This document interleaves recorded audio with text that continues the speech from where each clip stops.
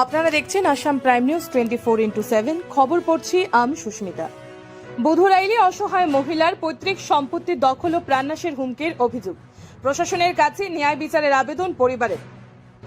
শিলচর কাঁঠাল রোডের বুধুরাইল এলাকার অসহায় মহিলা সহ তার পরিবারের সদস্যরা পৈতৃক সম্পত্তি দখলের অভিযোগ তুলে ন্যায় বিচারের দাবিতে সরব হয়েছেন। আজ এক সাংবাদিক সম্মেলনে প্রয়াত রামপ্রসাদ গোয়ালার পরিবারের সদস্যরা অভিযোগ করেন, তাদের পৈতৃক 6 বিঘা জমির মধ্যে 2 বিঘা 8 কাঠা জমি পরিবারের 2 ভাই এক ব্যক্তির কাছে বিক্রি করেছিলেন। পরবর্তীতে ওই জমি হনুমান জৈন নামে এক ব্যক্তি ক্রয় করেন। পরিবারের অভিযোগ, বর্তমানে অবশিষ্ট জমিগুলো গুন্ডা বাহিনী দিয়ে জবরদখলের চেষ্টা করা হচ্ছে, এমনকি জমির সীমানা ঘেরা বেড়া ভেঙে ফেলার অভিযোগও তোলা হয়েছে। পরিবারের সদস্যদের দাবি, এতে বাধা দিলে গেলে বাকি জমি মাত্র 50,000 করে বিক্রি করে দেওয়ার জন্য চাপ সৃষ্টি করা হয় এবং অন্যথায় প্রাণনাশের হুমকিও দেওয়া হয়েছে। এই ঘটনায় হনুমান জৈন ও তার পুত্র হরিশ জৈনের বিরুদ্ধে গুরুতর অভিযোগ তোলেন তারা। এছাড়াও পরিবারের পক্ষ থেকে অভিযোগ করা হয়, মিথ্যা মামলা দিয়ে তাদের পুলিশি হয়রানি করা হচ্ছে। যদিও জমির সমস্ত বৈধ নথিপত্র তাদের কাছে রয়েছে বলে দাবি করেছেন পরিবারের সদস্যরা। পরিস্থিতির চাপে বাধ্য হয়ে তারা আদালতের দ্বারস্থ হয়ে মামলা দায়েরের প্রস্তুতি নিচ্ছেন বলেও জানান।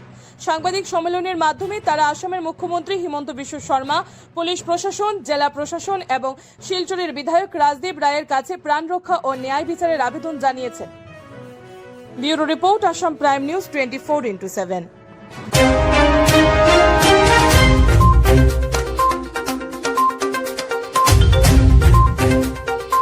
হরিজন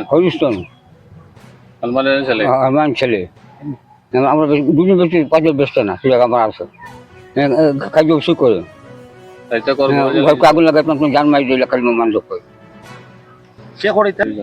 হরিজন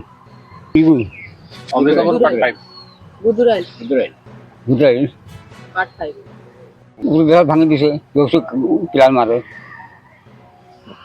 আমার নাম মায়া গোয়ালা, আমার বাবার নাম হীরালাল গোয়ালা। আমার বাবা এখন নাই, আমার মা আছেন, আমি বুড়া মানুষ। হ্যাঁ, বাবা আমার জায়গা জমিনটা মানে বেচছিলা না, রাখিয়া গেছলা, দুইজনের জায়গাটা বেচছিল আর কি। আমরা বাটটা রয়ে গেছিল বাবার।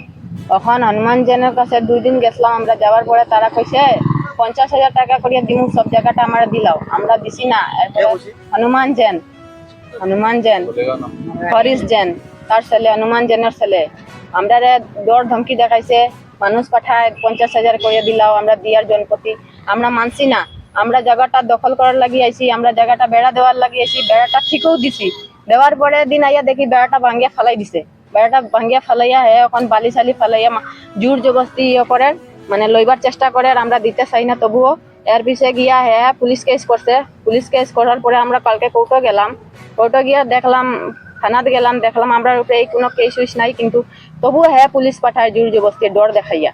আর পুলিশ হওয়ার পরে আমরা এখানে নামিয়ে না, তোমরা জায়গাটার নাম হইল বুধুরাইল পার্ট 5 ত্রিসম্পত্তি। আমরা কাছে দলিল আছে, দেখেন আমাদের অরিজিনাল দলিল আছে, পুরানা দলিল, 100 বছরের দলিল আমার কাছে আছে। হরিশ জেন আর তার বাবা হনুমান জেন আর প্রত্যেক মানুষগুলারে পাঠার, এইগুলা মানুষগুলারে পাঠাইয়া মানে একটা বিশৃঙ্খলা সৃষ্টি করে দেয়, মানে দরবারের সৃষ্টি করে দেয়। আমরা মারি দিত, গড় আগুনও লাগাই দিত, আমরা কইছে রাস্তায় হাঁটতে পারতাম না, এইগুলা কই আমরা ধমকি দেন। আমরা জায়গাটা দখল কইলা লই, দেখুন মাটি সাটি ফালিয়া বেড় চার ভাঙে ফালাই দিছে।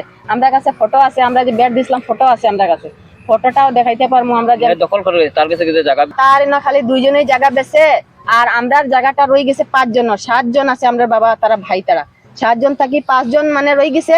2 জনেই বেচছে, 2 জন বেচার পরে এখন সারা জমিন 5 জনের জায়গাটা লইতে স্যার দখল করার চেষ্টা করেন।